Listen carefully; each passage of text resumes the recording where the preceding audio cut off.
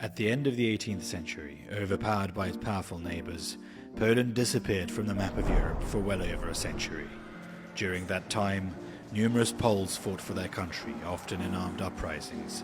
Yet ultimately, it was not a general or a politician, but a pianist who re-established the country. Ignacego Jana Paderewski grew up in a country fighting to re-emerge. Raised in a patriotic home, he was left an orphan by the early death of his mother and his father's political imprisonment. The son of everyone and of no one, nobody could have guessed that he was to become a father to a nation. His career began the moment he stepped on stage. His formidable stage presence and charisma made him popular with crowds. His success in Europe led him to America, where his triumph was dubbed Paddymania. Paderewski could as easily touch people's hearts through his speeches as through his music. He didn't belong to any political factions, and thus was above any disputes and could refer to ideas of unity, sacrifice, mercy, and work for the common good.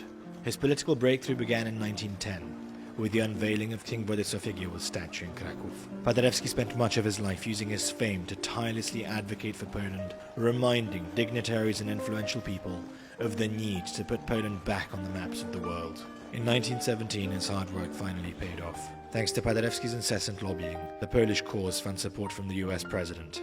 In his Peace Without Victory speech, Woodrow Wilson announced, "I take it for granted that statesmen everywhere are agreed that there should be a united, independent and autonomous Poland." Paderewski was his people's leading public voice at the moment they regained their independence. The Republic of Poland had found its prime minister before it formally existed, but like countries, great leaders are guided by a sure sense of their origins. Paderewski represented Poland at the Treaty of Versailles in Paris, where the independence of Poland was recognized, but then chose to retire from politics, returning to his first tool of diplomacy and rapture, the ivory keyboard of a piano. Paderewski continued to play concerts in America and Europe until the very end of his life. He died in New York on June 27, 1941. Among his last scheduled appearances was to have been a concert in aid of his relief fund for his German Nazi-occupied homeland. Ignacego Jana Paderewski died as he had been born, adored by a people seeking their homeland.